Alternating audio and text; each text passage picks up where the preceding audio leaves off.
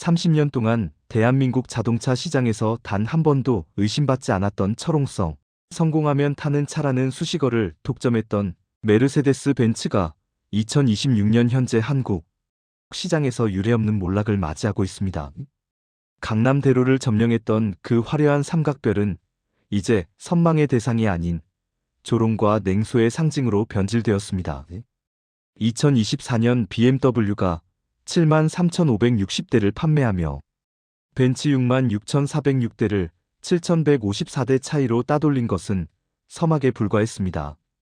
2025년 말 기준 BMW는 연간 판매량에서 벤츠와의 격차를 8,660대까지 벌리며 수입차 왕좌를 완전히 굳혔습니다. 단순히 순위가 밀린 것이 문제가 아닙니다. 벤츠의 상징과도 같던 S클래스의 법인 판매량은 2023년 7,705대에서 2024년 3,381대로 무려 56.1%나 폭락했습니다. 이제 인터넷 커뮤니티에는 요즘 누가 돈 아깝게 벤츠를 사냐, 벤츠 사는 건 시대에 뒤떨어진 허세다라는 반응이 지배적입니다. 도대체 30년의 권력이 왜 단 3년 만에 모래성처럼 무너진 걸까요? 이것은 단순한 경기 불황의 탓이 아닙니다. 벤츠의 몰락 뒤에는 우리가 몰랐던 잔혹한 진실과 소비자를 호구로 여겼던 오만함이 숨겨져 있습니다. 본적격으로 분석해보기에 앞서 구독과 좋아요 꾹꾹 눌러주세요. 1. 희소성의 종말 강남 소나타를 넘어선 공공재의 비극. 명품의 생명은 아무나 가질 수 없다는 특별함에 있습니다.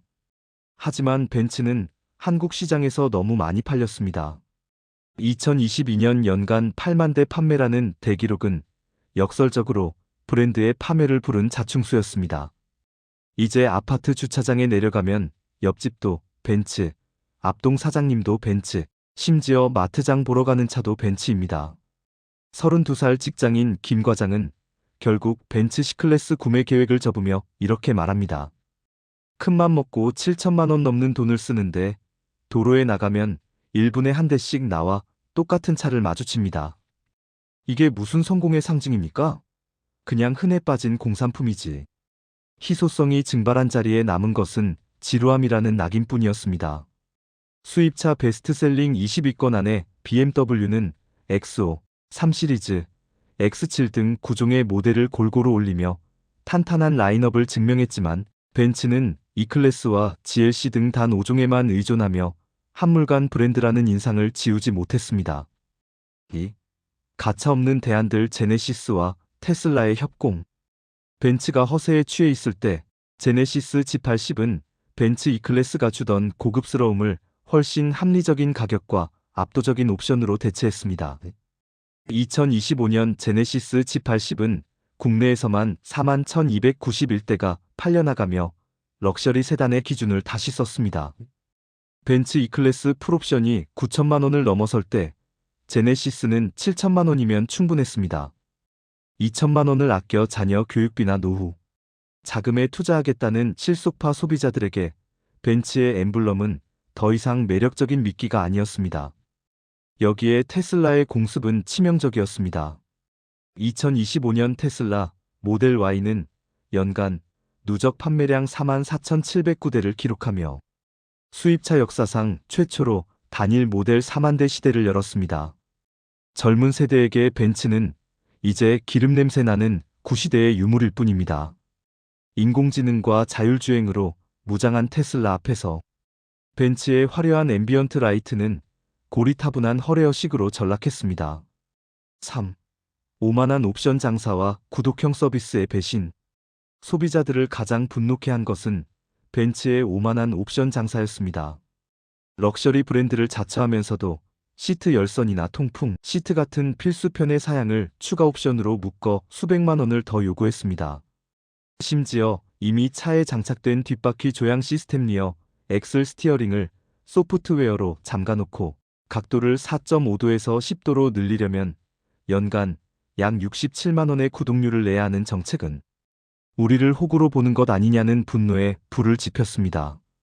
내 돈 주고 산 하드웨어를 왜 매달 돈 내고 빌려 써야 합니까? 라는 항의에 벤츠는 비즈니스 모델이라는 답변만 반복했습니다. 프리미엄의 가치는 사라지고 기업의 탐욕만 남았다는 비판이 쏟아지는 사이 소비자들은 기본에 충실한 경쟁 브랜드로 발길을 옮겼습니다. 4. 8시간 20분의 재앙 청라 화재와 짱츠 논란. 몰락의 결정타는 2024년 8월 인천 청라 아파트 지하 주차장에서 발생한 EQA 전기차 화재 사건이었습니다. 8시간 20분 동안 꺼지지 않았던 불길보다 더 무서웠던 것은 벤츠의 기만이었습니다. 벤츠는 그동안 자사 전기차에 세계 1위 CATL 배터리를 사용한다고 홍보해왔지만 국조부 조사 결과 화재 차량에는 중국의 저가 업체 파라시스 배터리가 들어있었습니다. 안전의 핵심인 배터리 제조사를 속였다는 사실에 소비자들은 경악했습니다. 인터넷에는 벤츠를 짱츠라고 조롱하는 밈이 퍼져나갔습니다. 2024년 8월 사건 직후 벤츠 전기차 판매량은 87%나 폭락했습니다. 독일의 기술력을 믿고 가족의 안전을 맡겼던 충성 고객들은 속았다는 배신감에 벤츠를 떠났습니다. 신뢰라는 유리잔이 박살나는 순간이었습니다. 5. 투자는 인색, 배당은 펑펑 돈만 빼가는 거인. 벤츠의 소유 구조는 소비자들의 반감을 사기에 충분했습니다. 현재 벤츠그룹의 지분 약 20%는 중국 베이징 자동차와 지리 자동차가 쥐고 있습니다.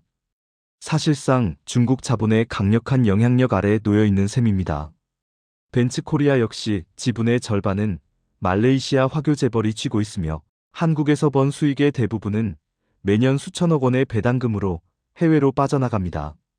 반면 경쟁자 BMW는 한국에 뿌리를 내렸습니다. 영종도에 약 1,000억 원을 투입해 아시아 최초의 드라이빙 센터를 지었고 2025년에는 650억 원을 추가 투자해 부품 물류 센터를 대폭 확장했습니다. 우리나라에서 번 돈을 해외로 실어 나르기만 하는 회사와 한국 시장의 파트너로서 인프라를 구축하는 회사 중 누구를 선택하겠느냐는 질문에 소비자들은 행동으로 답했습니다. BMW의 AS 만족도가 높아지는 사이 벤츠는 부품이 없어 한 달을 기다려야 한다는 불만이 끊이지 않았습니다. 6. 연두색 번호판의 저주법인차 시장의 붕괴. 2024년 시행된 연두색 번호판 제도는 벤츠의 가장 아픈 곳을 찔렀습니다. 8천만 원 이상 법인차에 부착되는 연두색 번호판은 이제 이 차는 내 돈 주고 산 게 아니다라는 공개적인 낙인이 되었습니다. 벤츠 판매의 핵심이었던 S클래스의 법인 등록 대수는 제도 시행 후 60% 이상 급감했습니다. 과시의 즐거움이 사라진 자리에 남은 것은 절세하는 법인차라는 꼬리표뿐이었습니다. 반면 법인 비중이 상대적으로 낮았던 BMW는 타격이 적었고 오히려 합리적인 개인 구매층을 흡수하며 반사이익을 얻었습니다. 이제 삼각별은 성공의 훈장이 아니라 세금 혜택을 노린 법인차라는 광고판이 되어버렸습니다. 7. MZ세대의 반란 경험을 사는 시대. 실리와 경험을 중시하는 MZ세대는 더 이상 엠블럼에 속지 않습니다. 2025년 기준 30대 수입차 구매 비중에서 BMW가 28.5%로 1위, 테슬라가 27.4%로 2위를 차지하는 동안 벤츠는 14.3%에 그치며 3위로 밀려났습니다. 그 돈이면 세계 여행을 가고 주식을 사지. 왜 감가상각 심한 고철 덩어리에 인생을 거느냐며 차가운 반응을 보입니다. 이들에게 벤츠는 꼰대들의 허세일 뿐입니다. 벤츠의 몰락은 우리에게 중요한 교훈을 남깁니다. 아무리 화려한 왕관도 신뢰와 존중이라는 보석이 빠지면 그저 차가운 쇠붙이일 뿐이라는 사실입니다. 고객을 무시하는 옵션 정책, 안전을 속인 부품 은폐, 그리고 재투자에 인색했던 거인의 최후는 비참합니다. 2026년 대한민국 도로 위에서 삼각별은 이제 선망의 대상이 아닌 변화에 뒤처진 구시대의 상징으로 저물어가고 있습니다. 1년 후 당신의 선택은 무엇입니까? 당신을 진심으로 존중하는 진짜 파트너입니까? 아니면 껍데기만 남은 왕족입니까? 최종 판단은 소비자인 여러분의 몫입니다. 벤츠의 추락은 이제 시작일지도 모릅니다. 이상입니다. 정보가 도움이 되셨다면 구독과 좋아요 부탁드립니다.